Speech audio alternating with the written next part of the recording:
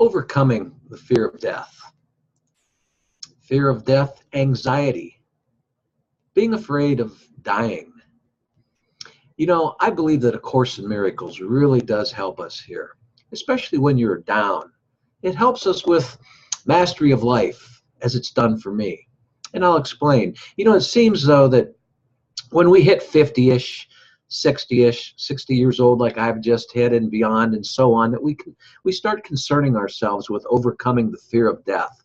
This subject was a topic for discussion where at a conference where I'd spoken at in Eureka Springs, Arkansas, and I was astonished at how many individuals deal with fear of death anxiety and how many others just seem to be more in tune or more aligned with their eternal self. Hello, everyone. This is James Nussbaumer, and I'm the author of The Master of Everything. It's a story of mankind in the world of illusion we call life. It's the first book of an ever-developing series, and its sequel is called Mastering Your Own Spiritual Freedom, Lessons from A Course in Miracles. And I announced this second book at the conference, and it was a really great event. And maybe some of you watching this video may have been there. But so in this video, I'm hoping it will be helpful for those who may lean a little bit towards being afraid of dying. You know, I share my own thoughts and experiences where there was, you know, nowhere to hide for me. There was nowhere to hide from the Grim Reaper, so to speak. When I first entered prison, many of you know of my story where I'd spent 8 long years. When I first entered prison, my way of taking the bull by the horns, so to speak, which I call miracle-mindedness, was to ask myself what seemed to be frightening to me. What was fearing me? You know, and I would ask myself, what is the worst thing that can possibly happen to me? Well, after carefully considering this, I accepted the fact that I could possibly be killed in a number of violent ways, and facing the idea of overcoming the fear of death kept me from stepping backwards and deeper into fear. I surely didn't want to take the detour into fear, as A Course in Miracles states in the text. But let's talk about being afraid of dying, is where I'm leading to here. This truth alone allowed my fear to wade in shallow water, I'd like to put it. The thoughts I'd have of overcoming the fear of death helped with a clear decision as to how I would carry myself in the event that I was approached in a violent manner. You know, what would I do? How would I react? Of course, this most inevitable showdown did absolutely present itself to me many of times while I was in there, especially more so in the earlier stages, where I talk about in my first book, where an inmate needs to start earning his bones, is a terminology, the prison lingo. But it was more so in the earlier stages of my prison confinement, and the threats and fear of death anxiety surely did hang in the air until the very minute that I was released from prison after 8 long years.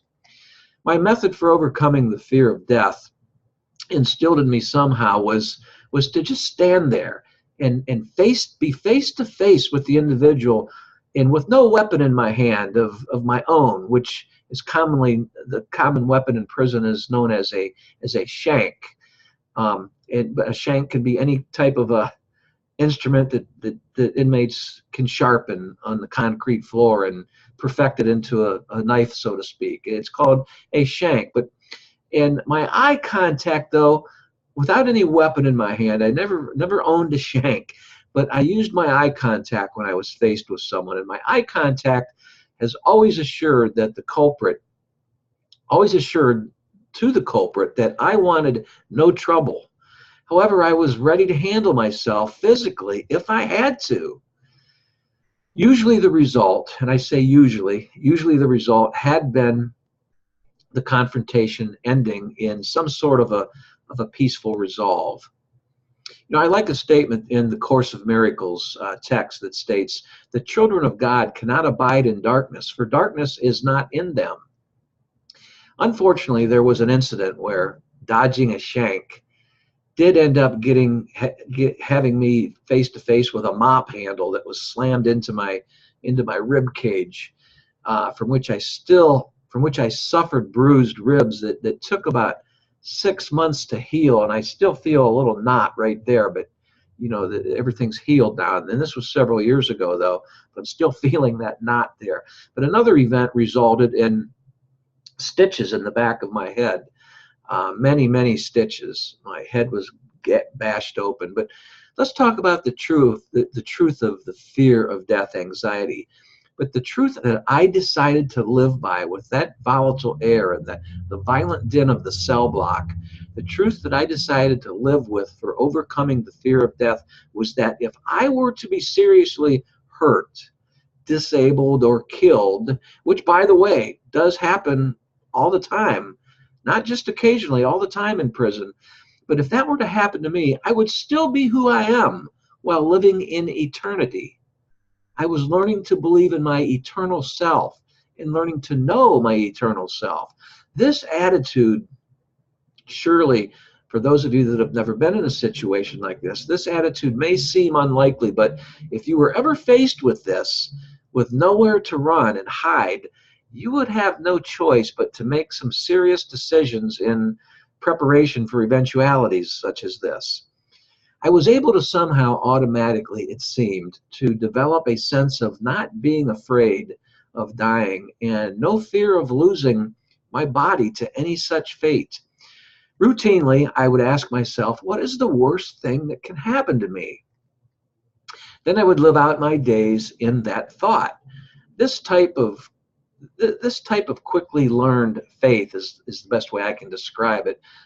Surely was a quickly learned faith for overcoming the fear of death, has shown me an intelligence of the universe that cannot be topped. This may seem to you like some sort of brave front that I had been wearing as some sort of denial of being afraid of dying. There's a lot of talk these days about, oh, he's in denial or being in denial. But so it may seem like I was in denial of my own fear of death, but it sure was denial, but only to the ego. And for those of you that don't quite understand the complications of the ego, it's thoroughly explained in both my books. But I can tell you that from my own experiences there in prison, if we merely ask for the light of truth to come and meet us, it will in an instant, it will come to us. When we just ask for it, and the darkness seems to fade away. But when we really know in a personal way of the light within us, when we get to know that light within us, who we truly are, shining bright as we travel on our path, the fear of death anxiety is really impossible.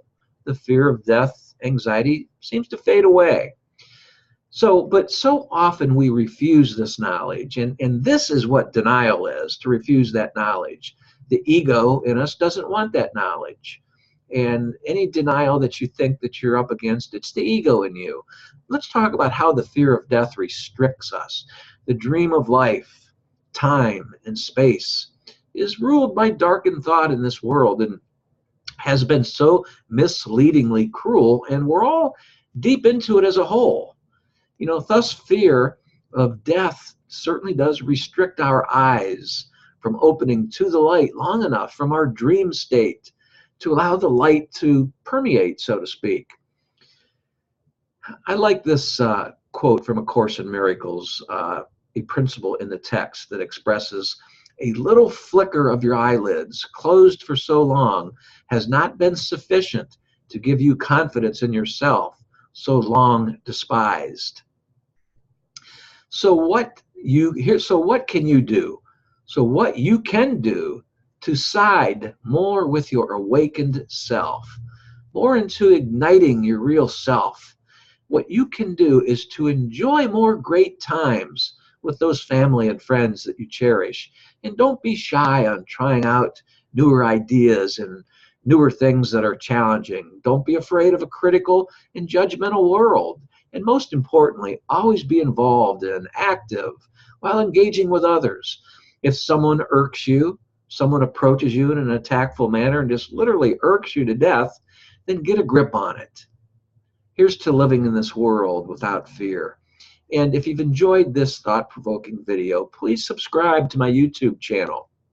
And if you would like, I'd love to have you as a member to my Everyday Miracles newsletter. Check it out for free.